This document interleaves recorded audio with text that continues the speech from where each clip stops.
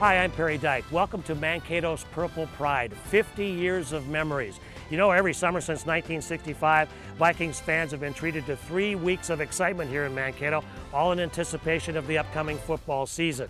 Tonight and in the days ahead, we're going to take a look back at those 50 seasons, still fresh in the hearts and minds of the players, fans, and of course, Mankato residents who bleed purple and gold. It all started back in 1963 when Max Winter and Sid Hartman came down here to Mankato to take a look at the then all-new Highland Arena. MSU's Rummy Macius was one of the guys who got that partnership solidified.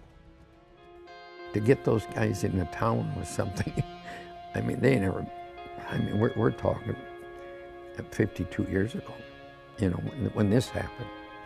So I took them up to saw Highland Arena, and then they walked in there, and I showed them the field house. They just went out of their mind. And Max Winters said to Sid, the Vikings will be here next year. We moved into town in 1965, and so that was the first year that the Vikings came to training camp here. And I can remember my dad taking me up to training camp and showing me the Vikings when we first came into town. Once the Vikings decided to move their training camp here to Mankato, it didn't take long for the players and coaches to become acquainted with the town, the residents, and of course the campus, including Gage Hall. Gage Hall, of course, is the building where the Vikings stayed from 1965 to 2013. That's when that building was demolished. 3, 2, 1.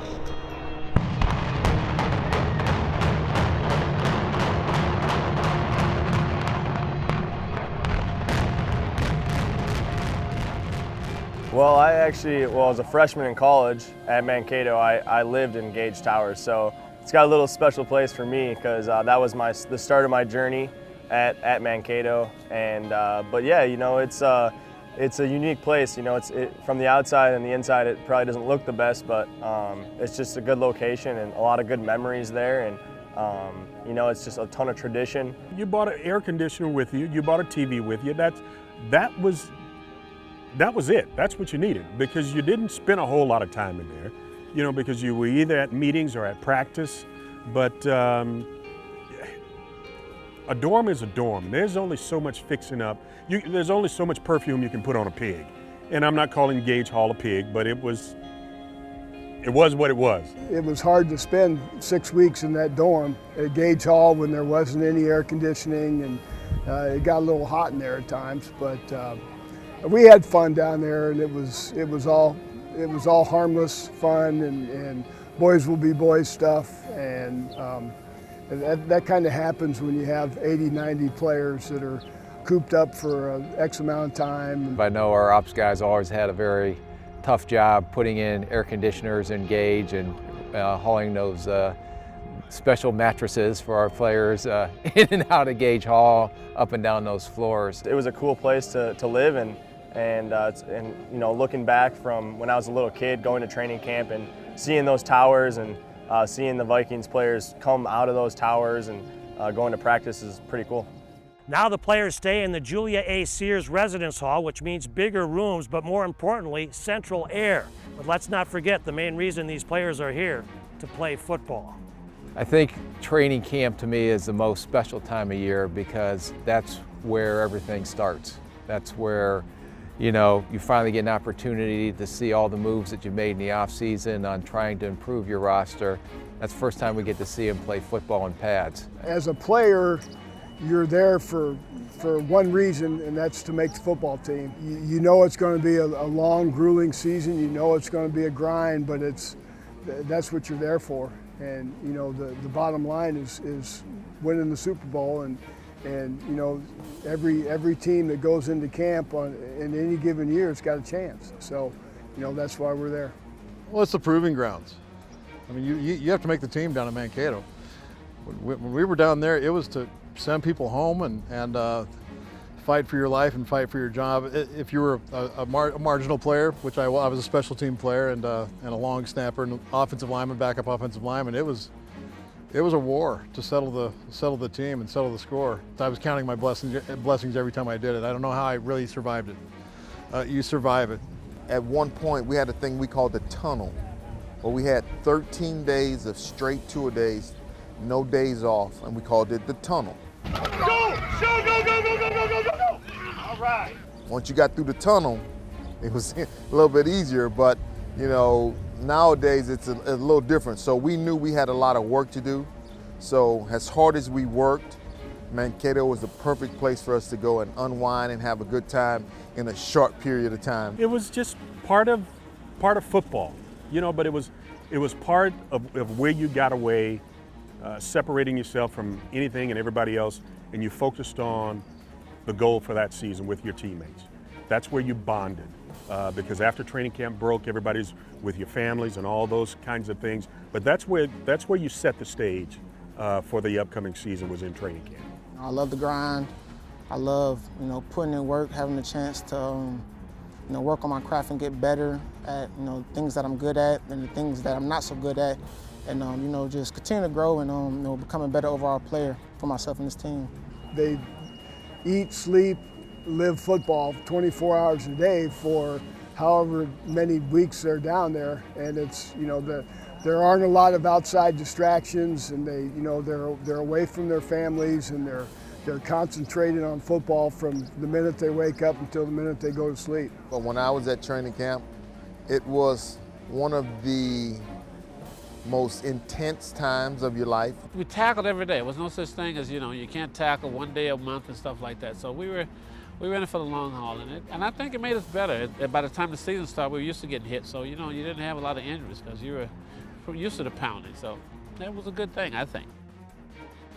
We hit a lot. Back in those days, we were hitting all the time. They were out to find the hitters on the team. Now, I don't think they do a lot of hitting, but we were worn out. We had to go back and rest up and find a way to manage our time and get enough rest to do it again. So it was always a test to go to training camp. When I was playing, you had to be ready physically and mentally, because it was going to be long and grueling, and they were not going to take those pads off until they found out who they liked. And I like it when these players are mentally and physically beaten down. They know they have a dorm room that's ice cold with the air conditioning, TV, computer, video games and everything, and they desperately want to go back there, and then they stop. And to see the looks on the faces of the kids when these players stop, for some, quite honestly, if it's an Adrian Peterson or a Randy Moss, Jared Allen, Brett Favre, Dante Culpepper, some of the more popular players we've had over the years, it is the highlight of the year for these people. It's a wide variety of personalities, it's a wide variety of work ethic, it's a wide variety of their perspective on how they want to get things accomplished. But you know, the bottom line is still getting this team ready to win football games, and they're all very professional about the way they went about their business, and really the practice schedules, and it's changed some now with the new CBA, and the fact that the players can only go out in pads once a day during training camp. So, but there were some grueling times down there, and there's no question about that. Had the coaches wake up the players this morning to tell them. So the position coach woke up his player and let him know that Corey Stringer passed away. Anyone who has spent a summer here in Minnesota knows how hot and humid it can get. In 2001, offensive tackle Corey Stringer died from complications due to exertional heat stroke during training camp. It was because of this incident and others that followed that led to changes in the collective bargaining agreement, including player safety.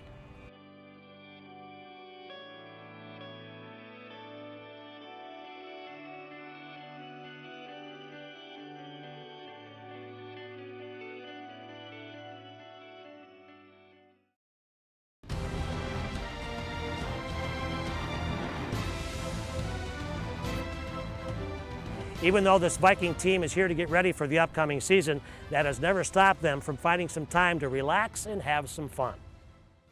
The training camp in Mankato when I played was a ton of work and twice as much fun.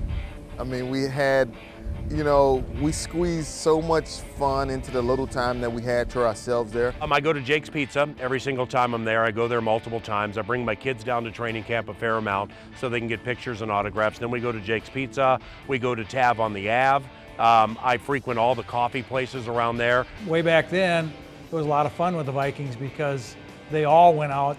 They were all close by. They would run down to Jake's after practice, have a cold beverage and some pizza, and They really got to mix with the people at that point. They were willing to come out and talk to you. They appreciated the fact that you were interested in them, and it was just a lot of fun. I think my favorite restaurant down there is Neighbors, the Italian place. Well, back when it was Boomtown, we used to go to Boomtown all the time, so you get some pizza. It was real close right there. Some New Cookies is one of the popular spots I like to go to. Chipotle. Also Chipotle, because Chipotle give us good deals when we're in Mankato. Jake Stadium Pizza, we love that. We like to go downtown once in a while and if we have a night off, and just to get some food and kind of get away from the football scene. You would see them downtown, and at the time I was too young to be in bars. But they'd be out in the street, cruising the town. It was always really fun to see all the cool cars. You knew they were here when you saw the hot cars come into town.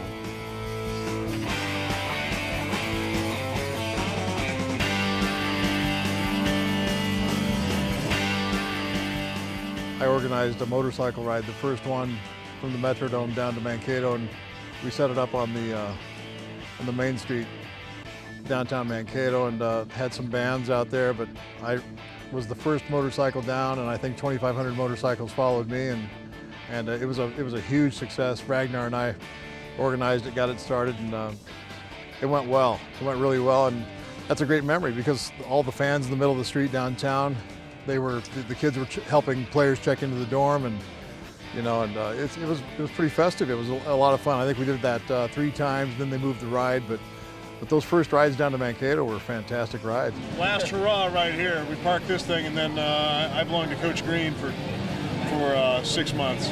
So this is a real deal after we climb up this bike. The best thing the Vikings do is it just adds to the quality of life that we have in Mankato, North Mankato area. They've been coming here 50 years. It's a tradition for lots of people to visit this area, not only from Minnesota, not only from the local area, but we get people in from South Dakota, Iowa, Wisconsin, North Dakota. All those folks come down and want to see the Vikings and see them in training camp and kind of get an early look at what the Vikings are going to look like for next year. And so it brings lots of people to our community and just adds lots of vitality to the area. For that 2 or 3 week period that they're here, certainly there's a lot of dollars that come along with that. Training camp is a big part of our fall. You get all these people over here, and we're bound to pick up a lot of traffic. We do about 20 to 25% more business during that period of time than we do in a regular week. So it's a big deal for us. You talk to local proprietors, it means uptick in business. And I think one of the other things is that during that time of the year, in the summer, especially the dead of summer, gives a lot of people an opportunity to come to Mankato and take in the town and get to know it a little bit. So after 50 years, we've had a whole lot of benefit by hosting this. I'm pleased they're here again, and I hope we have them here for the long term. It's an economic boom. It brings focus on national and international focus in terms of media coverage. It puts the city itself on the map. I know Mankato is a great place to go. I enjoy going there for training camp. Now that I know where to go and places and things around Mankato. So Mankato has been good to us, and I know me personally, I enjoy going to Mankato for training camp. We stay out here, we play football, and we have season tickets, so we go over to the tent and have pop and donuts. And some of the things that would happen were almost, you'd think they're unreal when we told you the stories. Everybody's heard about the pizzas going up in the blanket to the second floor of Gage. We would do things like that all the time for them. They'd come racing in at 10 minutes to 11 and want a pizza. Well, you can't cook them that fast. So we'd get them half done, and they say, give us our pizza, we got to get back to dorm. 11 o'clock curfew, I never miss curfew. Never got caught missing curfew. There were some guys that before I got with the Vikings, I heard stories about Millard having to make curfew, Keith Millard, and he was going through the drive-thru I think at Hardee's, and trying to hurry and trying to catch curfew on time, but he centered up his Corvette on a parking blocker on the medium. And he just left it there and ran back to the dorm or got a ride from somebody and left his Corvette centered up on But I mean, there are some guys that have done everything, trying to get back in the room before curfew at 11 o'clock. It was always 11 o'clock. I can remember once or twice that for some odd reason, and I don't know why to this day, why we snuck out of the dormitory. Ahmad Rashad took me into sneaking out of there. And after I thought about it, it was hot, no air conditioners, and we snuck out, had nowhere to go, so we were sitting out there in the field, getting eaten alive by mosquitoes. It cost me $1,500 in fines to sneak back into the dormitory after we snuck out. We were there for like a half an hour. That was probably one of my funniest nights ever. It was a little expensive, but we had such a good time out there. You had fun, whether it was, 3-on-3 basketball that Bud allowed us to play, or, swimming contests and all, just volleyball contests. And the students who came in early, who were in summer school, we engaged with some of those guys and some of the Mavericks, some of their players. I roomed with Randall McDaniel for 6 years. I think that was the most fun that I had. Between practice, we'd always go up to the room and put on Clint Eastwood movies and watch Eastwood movies during the afternoon, then just hit the hay and sleep it off a little bit and try and get ready for the afternoon practice. Well, as you've seen, a lot has happened over the past 50 years, but none of it would have been possible if it wasn't for the fans. Can I have your autograph? 49! Please? The fans were always very good to us in Mankato. We were always treated very well, with open arms, red carpet. Some of the players came to Mankato very quietly. Others entered like royalty. Being in Mankato in general, I mean, just obviously you get there's so many fans. You'll be out there for a Sunday walkthrough and there'll be fans out there, and just we have tremendous support in Mankato, and the city always is warm and welcome for us, and we appreciate that and love it. And even when my family comes down to visit, down in Mankato, they always have a great time with all the events going on. One thing I've always loved about training camp in Mankato is how much the fans embrace the players and how excited they are to see certain players come back year in and year out. The players are generally pretty receptive to giving autographs and taking pictures and everything, and I think that's what makes training camp in Mankato special, is a certain group of fans who come in from that part of the state only get a chance to see the players up close and personally that time of the year, and they really embrace it. I think it's a unique experience for our players and our coaches to see our fan base down there. I think our fans get an opportunity to get up close to our players, to get some autographs. And back those days, they were really friendly, and you actually got to talk to them, and they'd sign balls for you and stuff. This is an autograph ball that I've got from the Vikings that has all the Purple People Eaters on from the 70s. Bud Grant's on here, all the guys, Fred Cox. And so it's just a great time to be growing up in Mankato and enjoying the Vikings and watching them flourish during the years when they were going to the Super Bowl and having a great season all the time. And it was just, they were the team to want to be, and we always used to chase up there and see those guys. The fans down there took care of us, and they loved us, and they came out in huge numbers every time to see us in training camp. So it was actually it was a very positive vibe all the time. These kids come here and see the Vikings work out, the little kids, and they remember where they're at, and that's a good thing for the university and the town, because when they come in, they have to spend money, and when they spend money, then the parents stay here. Just coming out and just hearing all the fans yell your name, and they knew who you were, even though you probably didn't think that they would.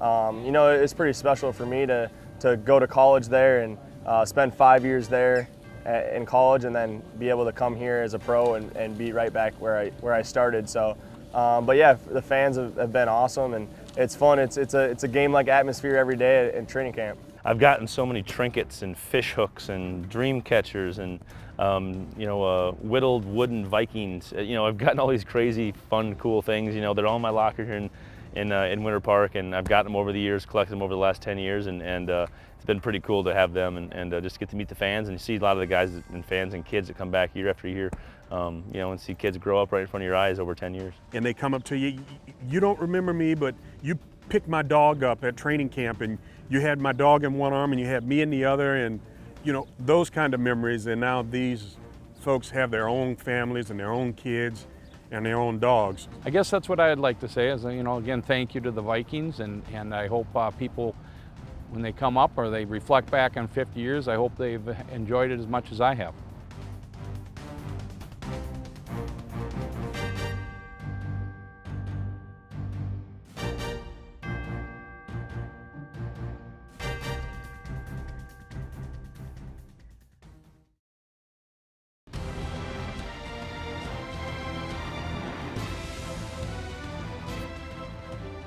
Welcome back. I'm Perry Dyke. I used to do this a few times here at training camp. 35, this will be my 35th training camp with the Vikings. Of course, it's their 50th anniversary. And Barry Wartell from KTOE. Barry, you were here when I arrived in Mankato, so you've seen a few of these training camps. Well, I think you have the record of 35 in a row. Now, I've done Bud Grant and Burnsy, but I took 12 years off for Denny Green and Mike Tice. But how things have changed from the 70s to now. Boy, I remember that when Bud Grant, that was such a thrill for me. I remember my first training camp with Bud Grant and the guys coming down the sidewalk, and things have changed, like you said, and how we approach training camp and how they approach training camp and how we talk to them sometimes, and we used to just kind of grab them as they came down the sidewalk and they'd tell us if they wanted to talk to us or not. It's a little different now. Well, Bud Grant, I swear, he treated everyone the same, and that's why a big part of it. And the media wasn't like it used to be, but he would treat KEYC or Little Mankato or KTOE the same as ESPN or anybody else. And you could not record his press conferences, but he would gladly do a one-on-one with you after the press conference. Right. But the players, I think I gave Sammy White and Wes Hamilton their first Mankato interviews. Why can we remember stuff like that? Yeah. But no, if you do a one-on-one, and you've done a ton of them, but now you can get 3 questions out, and then 20 people jump on you. Right. It's just not the same. Every year has been a little different here. It's always been really exciting. The players say how much they enjoy it.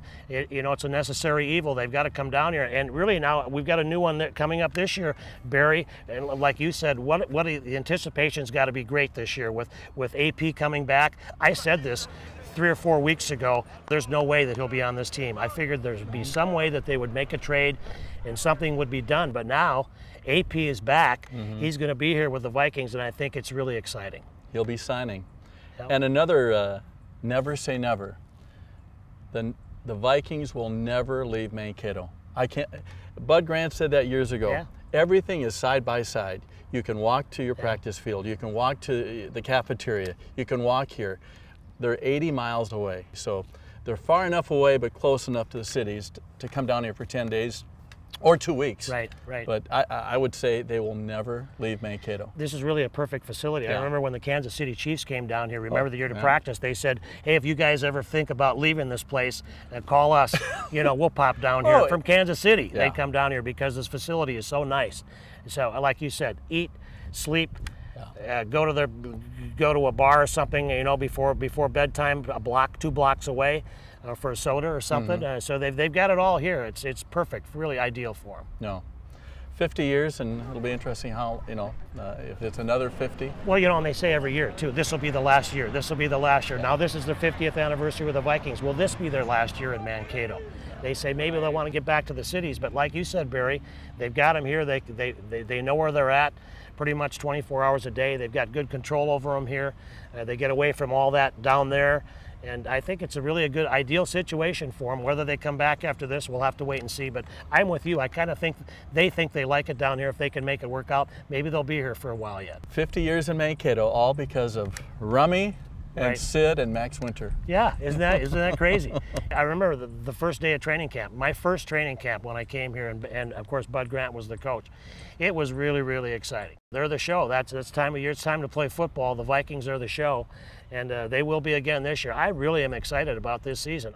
Let's just get ready for football. Yeah, let's get ready for a new season. 50th training camp here with the Vikings, the big one, 50th anniversary. They're looking forward to a big season. You can bet on that. They don't want to just do well. They want to make the playoffs this year. That's the goal, and they may just have a shot. It's going to be really exciting. And then the new stadium next year. So one more year at TCF Bank Stadium, and a lot of optimism. A lot of optimism, a lot of anticipation. It's going to be fun. Have a good one. Hey, you too. Nice to see you again. Only the best. All right, buddy. Well, we've covered a lot this past half hour, but who better to sum it all up than the voice of the Vikings, Paul Allen. I think what excites me most about this year is I know our football team's going to be really good. For us to win 7 games last year without Adrian Peterson, with a new coaching staff and a rookie quarterback, was quite the monumental task. I have a deeply rooted belief in this coaching staff, and cohesiveness is very important in the National Football League, where now the defensive players have worked with Zimmer coming up on 2 years. The offensive players have worked with Teddy Bridgewater and offensive coordinator Norv Turner a couple of years. So the fact that I know we are fast, we are deep, and we're going to be very good makes it super exciting to come down to Mankato and watch the construction of the dream into 2015.